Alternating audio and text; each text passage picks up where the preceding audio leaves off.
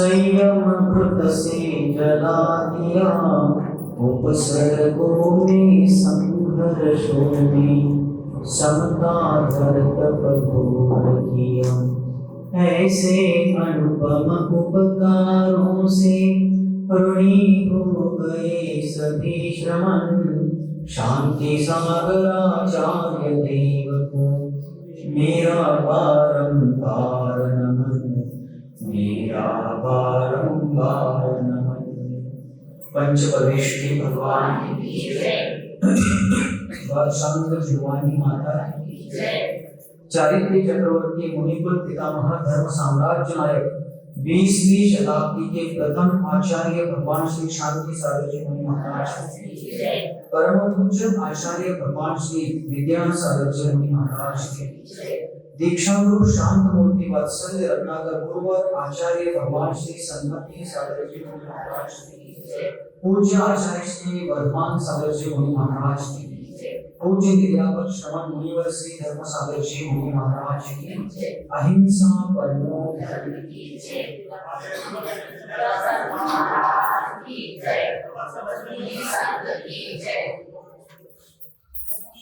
यात्रा पर निकला हुआ व्यक्ति मार्ग में अपने गंतव्य तक पहुंचने के पहले पहले अनेक जगह पर मुकाम या पड़ाव डालता है और उस पड़ाव में वह अपने अग्रिम जीवन की योजना को बनाता है। कल का दिन कहाँ जाना है, कल के दिन क्या करना है, कल के दिन किस प्रकार आगे बढ़ना है, इस प्रकार का विचार कोई विचारशील व्यक्ति अपने मन में बना लेता है। उसी प्रकार महनीय पुरुष, महापुरुष, श्रेष्ठ पुरुष अपने जीवन के उन्नति के साथ साथ औरों के उद्धार के लिए मैं और क्या कर सकता हूँ, औरों के हित के लिए मैं किस प्रकार काम आ सकता हूँ, इस बात का विचार करते हुए अपने जीवन यात्रा के हर पड़ाव पर अपने आगे की योजनाओं को तैयार करता है। अपने आराध्य, हम सभी के आदर्श, हम सबके ऊपर परम उपकार करने वाले महामहिम आचार्य देव श्री शांति सागर जी महाराज के जीवन प्रवास में ऐसे अनेकों प्रसंग अपने को देखने को मिल सकते हैं कि उसमें उन्होंने प्राणी मात्र के लिए अपने जीवन में किस प्रकार रात दिन चिंतन किया है, प्राणी मात्र के उन्नति के लिए किस प्रकार उन्होंने अपने जीवन का बलिदान दिया है, श्रमण संस्कृति की उन्नति के लिए जीर्ण शीर्ण श्रमण संस्कृति के जीर्णोद्धार के लिए अपने जीवन को किस प्रकार उन्होंने दांव पर लगाया है, इस बारे में आप पग पग पर कदम कदम पर जान सकते हैं। जब सातगोंडा का जन्म कब हुआ? 27 जून, गुरुवार दिनांक 27 जून 1872 को उनका जन्म महाराष्ट्र के कोल्हापुर जिले के हातकणंगले तहसील में येलगूर नाम के गांव में और भोज कर्नाटका के बेलगांव जिले के चिकोड़ी तहसील में उनके पिता का गांव आता है भोज। उनका जन्म ननिहाल में मामा के यहाँ हुआ था और जब बढ़ते बढ़ते सातगोंडा 9 साल की उम्र में पहुंचे और अपने 2 बड़े भाई देवगौंडा और आदिगौंडा के विवाह के प्रसंग में उनकी बुआ की बेटी यानी सातगोंडा की बुआ यानी अत्या, मराठी में बुआ को अत्या कहते हैं ना, तो सातगोंडा के बुआ की बेटी के साथ सातगोंडा 9 साल की उम्र में विवाह मंडप में एक तरफ खेल रहे थे और वो बुआ की बेटी कितनी साल की थी? 6 साल की वह बेटी अपने मामा के बेटे के साथ खेल रही है और उस समय इष्ट मित्र लोगों ने कहा कि ये जोड़ा भी अच्छा लगता है, इनका भी कर दो। और उस समय उनका भी विवाह हुआ, लेकिन आगे चल करके विधि को ये विधान मंजूर नहीं था। महापुरुषों का प्रापंचिक बंधनों में बंधना प्रकृति को मंजूर नहीं था और उनकी पत्नी का निसर्गतः देहावसान हो गया और सातगोंडा विवाहित होकर के भी बाल ब्रह्मचारी ही रहे। आगे चल करके सातगोंडा जब बड़े हुए उन्होंने बहुत बलोपासना की। बलोपासना अर्थात बहुत बल कमाया, बहुत मेहनत की, बहुत काम किए, यहाँ तक कि आजकल टेक्नोलॉजी है, आज इलेक्ट्रिक स्विच के माध्यम से अपन मोटर से सब काम करते हैं आप लोग। उस समय खेत में पानी की सिंचाई करने के लिए रहट से जो कुआं होता था, विहीर, कुओं में रहट होते थे, रहट, मोट, मराठी में उस रहट को मोट कहते हैं। उस मोट को दो दो बैल लगा करके वो मोट अर्थात रहट घुमाई जाती थी और उससे पानी कुएं से ऊपर आकर के पाट के माध्यम से, क्यारी के माध्यम से खेतों में फसल तक पहुंचता था। एक बार वहां पर बैल उपलब्ध नहीं हो पाए किसी कारण से, लेकिन खेत में फसल को पानी पिलाना तो आवश्यक था। सातगोंडा जी में इतना बल था कि 2 बैलों से जिस मोट को, जिस रहट को खींचा जाता था, उन्होंने अकेले ने अपने बल पर वो रहट खींच करके, वो मोट खींच करके फसल को पानी की पिलाई कराई थी, सिंचाई कराई थी। एक बार कितने दयालु थे महापुरुष। सिर्फ नाम से, पद से अथवा किसी ब्रांड के कारण महापुरुष नहीं होते, उनके अंतःकरण की उदारता के कारण, संवेदनशीलता के कारण वे महान होते हैं। एक बार खेतों में बैलों से काम करा रहे थे और उस समय एक बैल कमजोरी के कारण हल चलाते चलाते, नांगर हल चलाते चलाते नीचे बैठ गया। सातगोंडा जी वहीं पर दूसरी तरफ काम कर रहे थे। वहां पर जो उनके खेत में मजदूर थे वो बैलों को चला रहे थे, और जब उन्होंने दूर से देखा कि बैल थकान के कारण, कमजोरी के कारण बैठा है, कुछ बीमारी है उसको, भागते हुए आए और वहां से उन्होंने बैल को अलग किया और खुद अपने कंधे पर वो हल लेकर के खेत में हल चलाने लगे। उनमें इतनी शक्ति थी। लेकिन महान लोगों की शक्ति किसी के अन्याय में कारण नहीं बनती। महान लोगों की शक्ति दीनहीनों को संबल देने में, दुर्बलों का रक्षण करने में और दीन दुखियों का उपकार करने में ही महान लोगों की शक्ति का उपयोग होता है, सदुपयोग होता है। आज अपन देखते कुछ बलशाली लोग, धन से बलवान, सत्ता के कारण बलवान, शारीरिक बल से बलवान लोग अपने से दुर्बलों को किस प्रकार कुचलते हैं, अपने से दुर्बलों को किस प्रकार परेशान करते हैं। लेकिन ऐसे संवेदनशील जो होते हैं वो लोग अपने बल का उपयोग दूसरों की सहायता के लिए, दूसरों के ऊपर उपकार करने के लिए करते हैं। एक जगह पर एक संस्कृत नीतिकार ने एक सुंदर श्लोक बताया है। वे कहते हैं, परोपकाराय फलन्ति वृक्षाः, परोपकाराय दुहन्ति गावः, परोपकाराय वहन्ति नद्याः, परोपकाराय सताम विभूतिः। अर्थात जो वृक्ष होते हैं, पेड़ होते हैं, वो दूसरों के लिए ही अपने ऊपर फलों को पक्व बनाते हैं। हमने कभी देखा कि पेड़ ने अपने फल स्वयं ही खाए हैं? ऐसा कभी हुआ है? नहीं हुआ। परोपकाराय दुहन्ति गावः, गावः यानी गाय होती है ना, गाय, आकड़, जो गायें होती है, ऐसा कभी हुआ क्या कि उन्होंने अपना दूध खुद ही पी लिया? नहीं। अपन लोग उसको सूखा चारा आप लोग डालो, हरा चारा डालो, पानी कम पिलाओ, ज्यादा पिलाओ, धूप में बांधो, छांव में बांधो, कैसा भी हो, लेकिन गाय परोपकार के उद्देश्य से हमेशा मधुरतम दूध प्रदान करती है। इंसान इतना स्वार्थी हो गया है कि उस गाय का दूध इतना निचोड़ लेता है कि उसके बच्चे के लिए भी दूध नहीं रखता है। लेकिन मनुष्य को क्या लगता है कि मेरे जैसा होशियार कोई नहीं है, मेरे जितना किसी को समझ में नहीं आता है। गाय क्या करती है? जो दूध थनों में छोड़ती है तो उसको समझ में आता है कि इस मालिक ने सारा दूध निचोड़ने का ठाना है, मेरे बच्चों को दूध छोड़ा नहीं, तो क्या करती है? दूध ऊपर खींच लेती है। और फिर जब मालिक हट जाता है, दूध सारा समाप्त हुआ है सोच करके हट जाता है, फिर बाद में जितना बचा खुचा पीने के लिए बच्चों को, बछड़े को छोड़ा जाता है, तब गाय अपना दूध फिर से छोड़ देती है और अपने बच्चे का पेट भरती है। इंसान को लगता है मैं ही बहुत सयाना हूं, लेकिन प्रकृति और प्राणी अपने से बहुत होशियार हैं। परोपकाराय फलन्ति वृक्षाः, परोपकाराय दुहन्ति गावः, परोपकाराय वहन्ति नद्याः। नदियों ने अपना जल स्वयं ही पी लिया, देखा कभी? नहीं। जो भी नदी में आए स्वयं पिए, कपड़े धोए, अपने खेत के लिए ले जाए, औद्योगिक वसाहत के लिए, इंडस्ट्रियल एरिया के लिए, किसी भी काम के लिए जल ले जाए, नदियों ने हमेशा मुक्त हस्त से जलदान किया। नदियों में जन्म लेने वाले जो जलचर प्राणी हैं उनको अपने भीतर सहारा दिया है। हर किसी की सहायता की है, हर किसी की मदद की है, और इसलिए उसी प्रकार परोपकाराय सताम विभूति, सज्जनों का जो वैभव है, सज्जनों का जो सामर्थ्य है, सज्जनों की जो विभूति है, परोपकार के लिए ही होती है। एक बार 7 गौंडा पिता के आज्ञा के अनुसार खेत में काम करते थे, कपड़े की दुकान में भी काम करते थे। उन दिनों ज्वार की फसल उनके खेत में आई हुई थी। कौन सी फसल?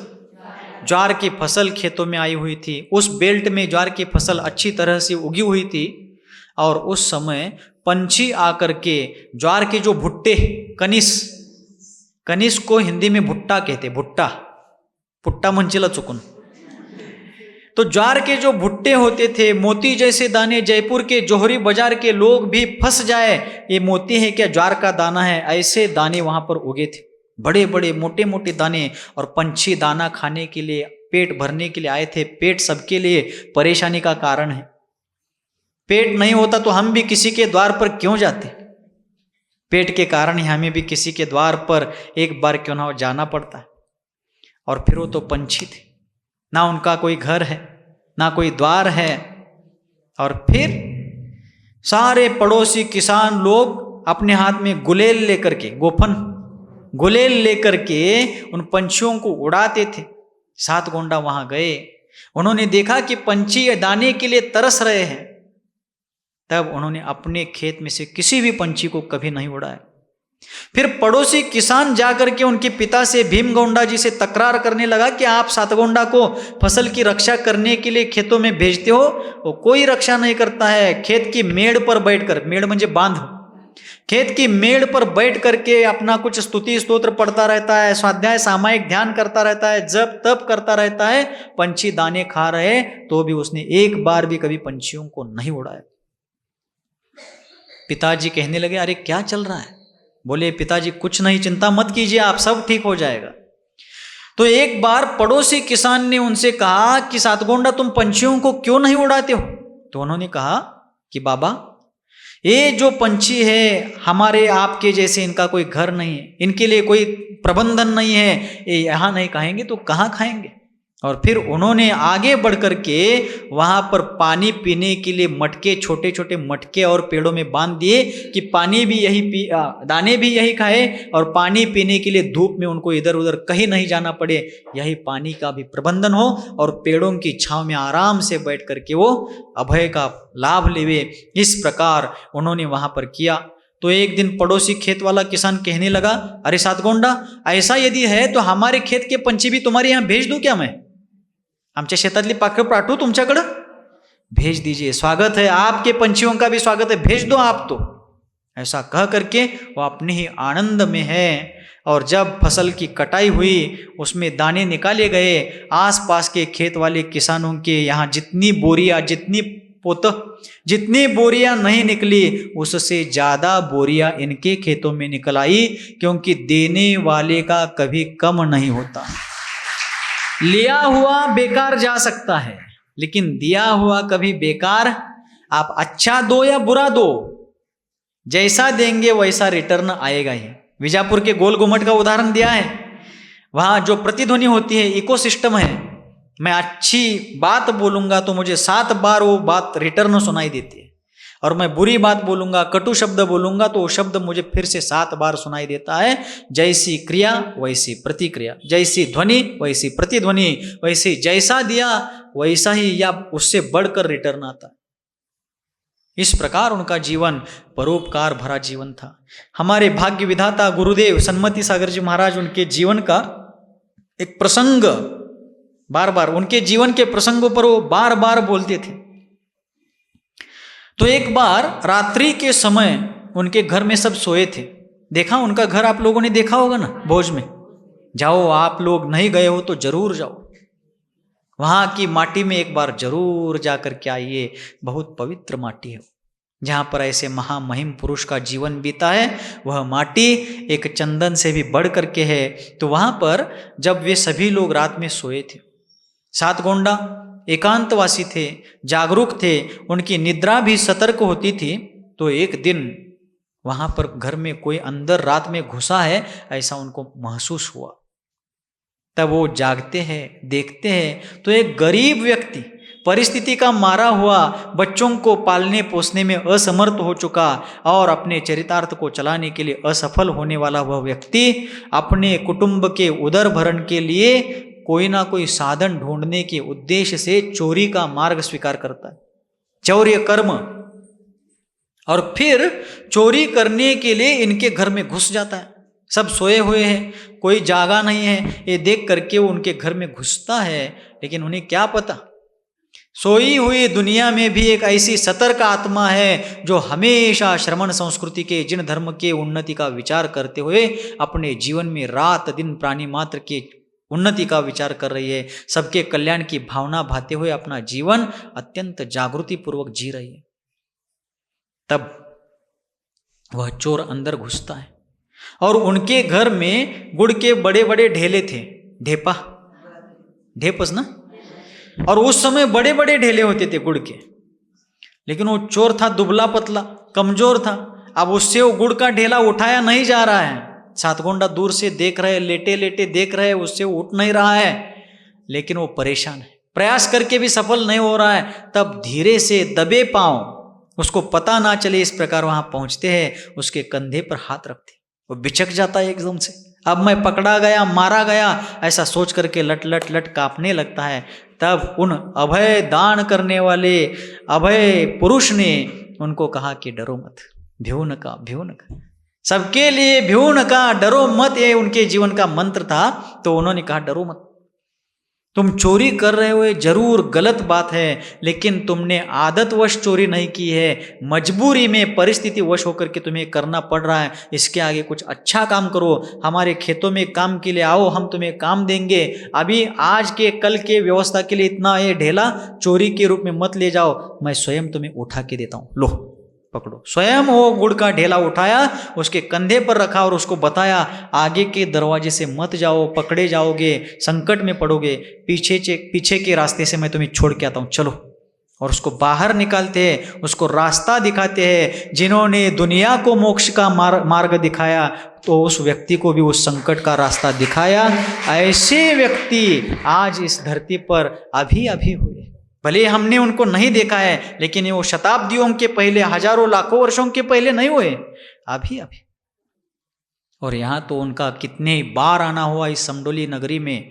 और ऐसे व्यक्ति का जीवन इस प्रकार उदार चरित्र हुआ। जब उम्र बढ़ते बढ़ते वो 18-19 साल के हो गए, तब उनके घर वाले और कहने लगे कि देखो भाई, घर के सबकी शादी हो गई, तुम्हारे तीनों भाइयों की शादी हो गई, तुम्हारी बहन की भी शादी हुई थी कृष्णाबाई की, लेकिन दुर्भाग्य से पूर्वोपार्जित कर्म के उदय से वो बाल विधवा हो गई। अब पुनर्विवाह तो अपने यहाँ मंजूर नहीं है, वो उचित नहीं है, लेकिन तुम्हारा विवाह होना चाहिए। घर के सभी लोग कहने लगे, बार बार कहने लगे। और जो लड़की वाले थे, जिन जिन की लड़कियां विवाह योग्य उम्र में आई थी, वे सारे लड़की के परिवार के लोग भी आपके बेटे को हम अपनी बेटी देना चाहते। प्रस्ताव आता था लड़की वालों की तरफ से, क्योंकि ऐसा पुण्य श्लोक जीव यहाँ पर है और यह जीव गांव के मुखिया का बेटा है, वैभव संपन्न है, गुण संपन्न है, किसी के भी द्वारा यह निंदित नहीं है। और साथ साथ आचार्य शांति सागर जी महाराज अजात शत्रु व्यक्ति थे। अजात शत्रु मतलब, अजात मतलब क्या? जात, यहां जात का अर्थ अपनी जाति, उनकी जाति, चतुर्थ, पंचम, गोला लारे, गोला पूरब, परवार, तलवार। अब डिंडोरी मध्य प्रदेश के भी लोग आए ना उधर के, उनके यहाँ वैसी जातियां चलती हैं, गोला लारे, परवार, तलवार। इधर चतुर्थ, पंचम, कासार, बोगार, ये जातियां चलती हैं। राजस्थान में खंडेलवाल, बाकलीवाल, पल्लीवाल, कासलीवाल, ये जातियां चलती हैं। तो यहाँ जात का मतलब ये जातियां नहीं लेना, यहाँ जात का मतलब उत्पन्न हो चुका है, जन्म ले चुका है, उत्पत्ति हो चुकी है, ये जात का अर्थ है। और अजात उत्पन्न ही नहीं हुआ, अजात शत्रु, जिनका कोई शत्रु ही उत्पन्न नहीं हुआ, अर्थात इस विश्व में जिनका कोई शत्रु नहीं, सभी के प्रति उनकी मैत्री भावना है और बाकी सभी लोग भी उनके प्रति मैत्री का ही भाव रखते हैं। ऐसे अजात शत्रुत्व के धनी वह सातगोंडा भीमगोंडा पाटिल नाम का धैर्य पुरुष अपने माता पिता और बड़े भ्राताओं के आग्रह के सामने भी शांत रहता है। जब लड़की वाले उनको देखने के लिए उनके घर आते थे तब वे घर से कहीं चले जाते थे, वो आने के पहले ही चले जाते थे। शुरू शुरू में तो घर वालों को लगता था किसी कारणवश गए होंगे, योगायोग से गए होंगे, लेकिन बाद में पता चला कि ये इनका सर्जिकल स्ट्राइक है, ये इनकी पॉलिसी है, इनकी योजना है। ये स्वयं ही जाते हैं, उस कारण से जाते हैं क्योंकि उनको करना नहीं है। तब एक दिन एक बार उनके पिता ने उनको खेत में एकांत में पकड़ लिया मतलब वहां तक पहुंच गए और पूछा कि भाई तुम्हारा क्या विचार है, हम कब से तुम्हें पूछते हैं कि तुम्हारी शादी करनी है, हमारी भी अब उम्र होने को है और तुम्हारा सुखी प्रापंचिक जीवन देख करके हम भी अगली यात्रा पर जाने के लिए फ्री हो जाएंगे, बोलो। तब बताना पड़ा और कहने लगे, पिताजी क्या आप सचमुच मुझे सुखी हुआ देखना चाहते हैं? देखिए ज्ञानी लोग कैसी बात रखते हैं, उनकी प्रस्तावना उनके प्रारंभ ही इस प्रकार कर देते हैं कि अंत सुखकारक हो। उन्होंने कहा, पिताजी क्या सचमुच आप मुझे सुखी देखना चाहते हैं? हाँ बेटा, कौन सा बाप अपने बेटे का दुखी जीवन देखना चाहता है? मैं तुम्हें सुखमय जीवन जीता हुआ देखना चाहता हूं। तब वे कहते हैं, पिताजी आप यदि मुझे सुखी बना हुआ देखना चाहते हैं तब मुझे किसी सामान्य स्त्री से विवाह नहीं करना है, मुझे मुक्ति रूपी स्त्री से विवाह करना है। बस आप मुझे एक अनुमति दीजिए, मैं आपको वचन देता हूं कि मैं बार बार किसी का पुत्र नहीं बनूंगा। क्या कहते हैं? आज मैं आपका पुत्र हूं, इस पर्याय में मैं आपका बेटा बन चुका हूं, लेकिन मैं आपको आज वचन देता हूं कि मैं बार बार किसी का बेटा नहीं बनूंगा। इस पंचम काल का बंधन है, नहीं तो आप ही मेरे आखिरी पिता होते, लेकिन मैं आगे एकाध दूसरी पर्याय धारण करके अवश्य मैं मुक्ति का वर्ण करूंगा, लेकिन मुझे आज आप इस पर्याय में मुनि व्रत धारण करने की अनुमति दीजिए। तब पिताजी कहते, बेटा सपने देखना सोचना अलग बात है और उसको प्रत्यक्ष प्रयोग में लाना अलग चीज है। तुमसे हो पाएगा ये? क्या ये विचार अंत तक टिक पाएगा? तब वे कहते हैं, चिंता मां कुरु। क्या कहते हैं? संस्कृत वचन है, चिंता मां कुरु, अर्थात मत चिंता कीजिए, मेरे संकल्प की चिंता आपको करने की आवश्यकता नहीं है। आपके कुल का कलंक नहीं, आपके कुल का तिलक बन करके मैं जीवन जीऊंगा, मेरी ओर से आप निश्चिंत हो जाइए। इतना संकल्प सुनने के बाद तब से घर वाले लोगों ने उनके लिए विवाह का आग्रह नहीं किया। आगे चल करके उन्होंने अपने माता पिता को बार बार आग्रह किया कि मुझे आप मुनि दीक्षा लेने की अनुमति दीजिए, मुझे आप सन्यास धारण करने के लिए अनुमोदन दीजिए। माता पिता का अपने 5 संतानों से सबसे ज्यादा मोह स्नेह आत्मीयता सातगोंडा के ऊपर ज्यादा थी। माता पिता किसी को प्रेम ज्यादा करते हैं, किसी को कम करते हैं, ये पक्षपात के कारण नहीं। माता पिता तो सारे संतानों के ऊपर, सारे बच्चों के ऊपर समान भाव से स्नेह करना चाहते हैं। उसमें भी जिसका पुण्य ज्यादा है उसको बिना मांगे वो मिलता है। सातगोंडा पुण्य श्लोक पुरुष थे, पुण्य प्रधान पुरुष थे। एक जगह की संस्कृत नीति, संस्कृत सुभाषित उनके लिए लागू पड़ता है, मनसी वचसी काये पुण्य पीयूष पूर्ण। उनका जीवन कैसा था? मनसी, ये संस्कृत वचन है, संस्कृत वाक्य है। मनसी यानी मन में, वचसी यानी वचनों में, काये यानी शरीर में। मनसी वचसी काये पुण्य पीयूष पूर्ण। पीयूष का अर्थ होता है अमृत, जो मन में, वचन में और काया में भी पुण्य रूपी अमृत से भरे हुए थे। ऐसा उनका जीवन। और फिर उन्होंने अपने जीवन काल में माता पिता की सेवा की, बहुत सेवा की, लेकिन जब उन्होंने दीक्षा की अनुमोदना चाही तब माता पिता का बहुत स्नेह उनके ऊपर था। माता पिता कहते थे, हमारे मरने के बाद ही तुम दीक्षा लोगे। क्या कहते थे? नमनाष्ट मन्ना घाक को आयन देंगे होगोदाद हो, हमारे मृत्यु के बाद ही तुम दीक्षा लेना, तब उसके पहले नहीं लेना। तब भी महाराज की अर्थात सातगोंडा जी की बहुत भावना थी, लेकिन वो जानते थे कि माता पिता का मेरे ऊपर बहुत प्रेम है, और यदि उनकी इच्छा के विरुद्ध, उनके अनुमोदना के बिना मैं उनको बिना बताए दीक्षा ले लूंगा तो मेरे उपकारकर्ता, मेरे जन्मदाता दुर्मरण से मरेंगे, बुरे भावपूर्वक आर्त रौद्र ध्यान पूर्वक मरेंगे और मर करके दुर्गति में जाएंगे। तब उन्होंने दूर दृष्टि से, परिपक्व दृष्टिकोण से सोचा कि अब जब तक वे हैं तब तक उनकी सेवा करते हुए घर में धर्म आराधना, श्रावक धर्म का अनुष्ठान करता रहूँगा, और उनकी समाधि उनको सधवा करके फिर मैं श्रामण्य को, मुनि दीक्षा को, संन्यास को धारण करूँगा।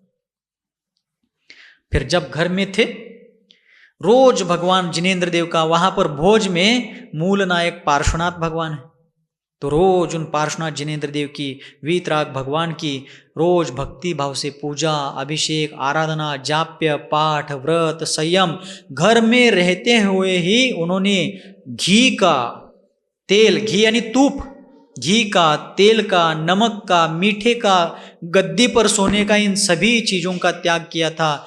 चप्पल जूते पहनने का त्याग किया था। सादी धोती, खादी की धोती, खादी का एक ऊपर कुर्ता जिसको मराठी कन्नड़ में बंडी कहते, बंडी, बाराबंदी या बंडी कहते हैं, वैसा उनका पोशाक, और ऊपर एक कर्नाटकी शैली वाला रुमाल। इस प्रकार की सिंपल वेशभूषा थी। सादा जीवन, उच्च विचार के वे आदर्श स्तंभ थे।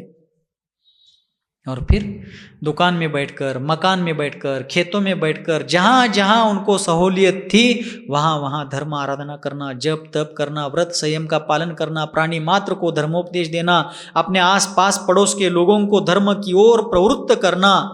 इतना ही नहीं, बचपन से ही वो बहुत संयमी और गंभीर परिणाम के व्यक्ति थे।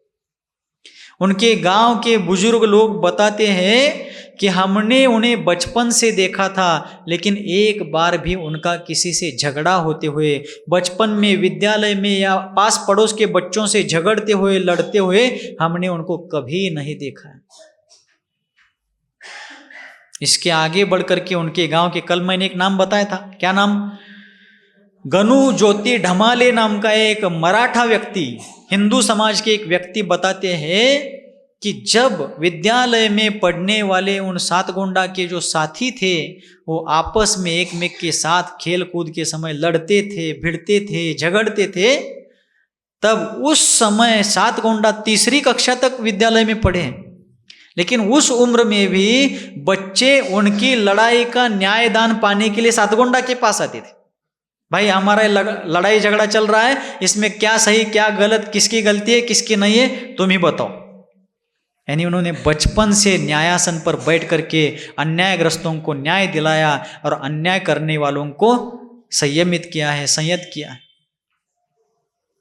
जब उनके गांव में, भोज में या आसपास के परिसर में कोई त्यागी व्रती, जो बहुत कम संख्या में थे, एक बोरगांवकर आदि सागर जी महाराज थे, उस समय उस परिपाटी में मुनियों को भी उनके पूर्वाश्रम के नाम से बुलाया जाता था, उनके गांव के नाम से बुलाया जाता था। शांति सागर जी महाराज को, आचार्य शांति सागर जी महाराज को भी भोज और आसपास के गांवों में सातगोंडा स्वामी इस नाम से लोग बुलाते थे। शांति सागर नाम लोगों में रूढ़ होने के लिए कुछ काल लग गया। सातगोंडा स्वामी, देवाप्पा स्वामी, उनके गुरु जो थे देवेंद्र कीर्ति, उनको लोग देवाप्पा स्वामी कहते थे। भोले भाले लोग थे, उनके पूर्वाश्रम के नाम से ही उनको बुलाते थे। और इस प्रकार बाहेर सांगा जरा, इथं सगळ्यांना माहित आहे म्हणावं आम्हाला। तो इस प्रकार लोगों में उस समय मुनियों को उनके पूर्वाश्रम के, गृहस्थाश्रम के नाम से बुलाने की परिपाटी थी। तो उस समय आदि सागर जी महाराज बोरगांव के और भी कुछ थोड़े बहुत साधु संत उस एरिया में होते थे। तो वहाँ भोज जो गांव है, वहाँ पार्श्वनाथ मंदिर से 150 से 200 मीटर के अंतर पर एक वेद गंगा नाम की नदी है। जैसे अपने मंदिर के यहाँ ऊपर छत से वारणा नदी को आया हुआ बाढ़ यहाँ से दिख रहा है अभी ऊपर से, कितने ही दिन से हम ऊपर खड़े रहकर बाढ़ का पानी देख रहे हैं, इतनी नजदीक नदी है। तो वहां भी 150 या 200 मीटर के अंतर पर, अर्थात पाव किलोमीटर का भी अंतर नहीं है, इतनी दूरी पर हम वहां जाते थे ना। जब भोज में हम थे तो उस तरफ जंगल के लिए वगैरह जाना होता था, तो दूध गंगा और वेद गंगा ऐसे 2 नदियों का संगम है वहां। तो जब कोई मुनिराज नदी के उस तरफ, कारदगा, बारवाड़ वगैरह गांव है, बोरगांव वगैरह, तो उस तरफ उस समय ब्रिज नहीं थे नदियों के ऊपर। तो ये सातगोंडा क्या करते थे, आदि सागर जी शेड़बालकर वगैरह, आदि सागर जी बोरगांव में रहने वाले जो आदि सागर जी महाराज थे, बहुत तपस्वी थे वे आदि सागर जी महाराज। हफ्ते में 1 ही दिन आहार करते थे। कितने?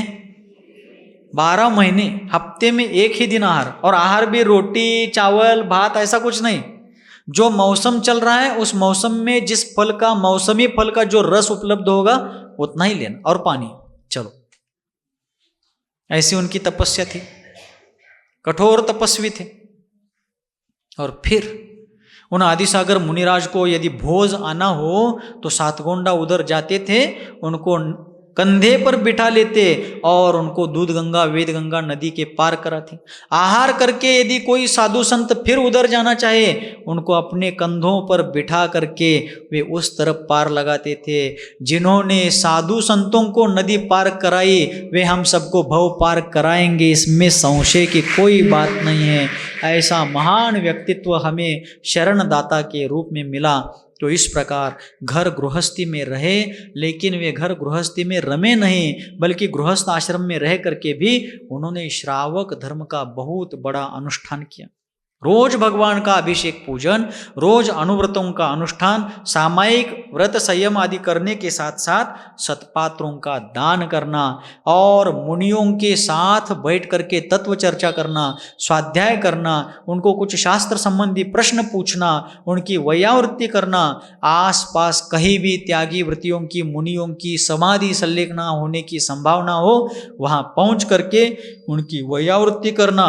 उनको कुछ किसी प्रकार से तकलीफ हो तो उसके लिए कुछ प्रबंधन करना, इलाज करना इत्यादि रूप से वो निरंतर, जितनी उनकी शक्ति थी उतनी उनकी शक्ति का आकलन करने की हमारी बुद्धि नहीं है, लेकिन उनके शक्ति अनुसार उन्होंने उस समय गृहस्थ आश्रम में रह करके भी इस मुनि धर्म को, इस मोक्ष मार्ग को बहुत ही पुष्ट करने का कार्य किया।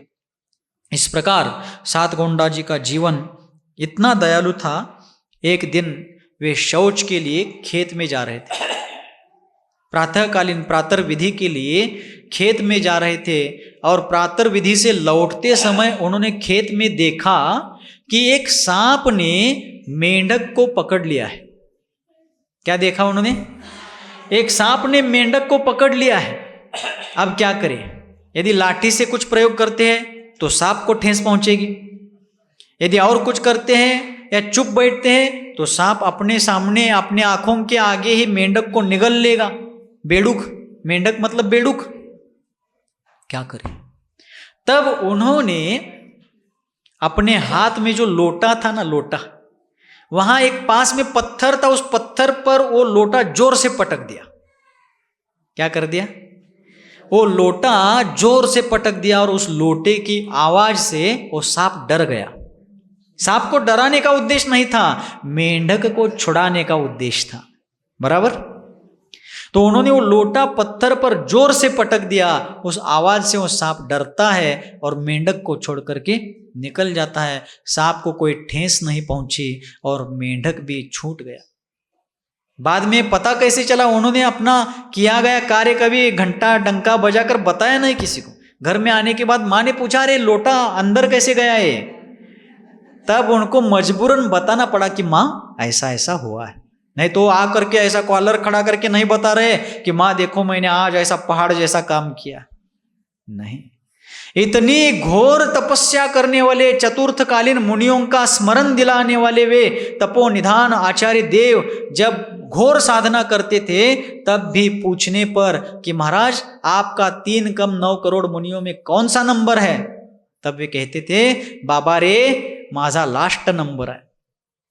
मराठी में कहा था उन्होंने कि मेरा लास्ट नंबर है। मुझे कोई पूछो आप कि महाराज आपका कौन सा नंबर है, पूछ के देखो तो महाराज आपका कौन सा नंबर है, तो तो मैं कुछ करूं या ना करूं, लेकिन कहूंगा मैं फर्स्ट नंबर, मेरा पहला नंबर। अभी मुझे चलना भी नहीं आता, अभी मुझे बोलना भी नहीं आता, ठीक से खाना भी नहीं आता, करना बोलना छोड़ो खाना भी नहीं आता, लेकिन मुझे लगता है मेरा पहला नंबर, मेरे जैसा कोई है ही नहीं।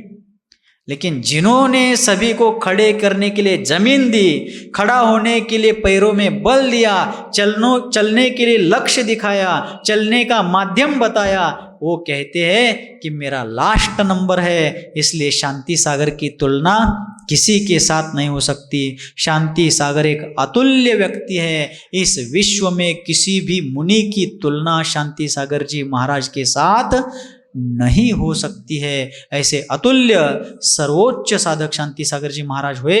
अगले उनके जीवन के पड़ावों की क्या चर्चा है उसको अगले सत्र में देखते हैं। आज इतना ही पर्याप्त है। बोलिए आचार्य भगवान श्री शांति सागर जी मुनि महाराज की, गुरुवर आचार्य भगवान श्री सन्मति सागर जी मुनि महाराज की, अहिंसा परमो धर्म की, बोधि समाधि परिणाम शुद्धि, स्वात्मोपलब्धि शिव सौख्य सिद्धि, चिंतामणिं चिंतित वस्तुदाने त्वां वंदमानस्य ममास्तु देवी।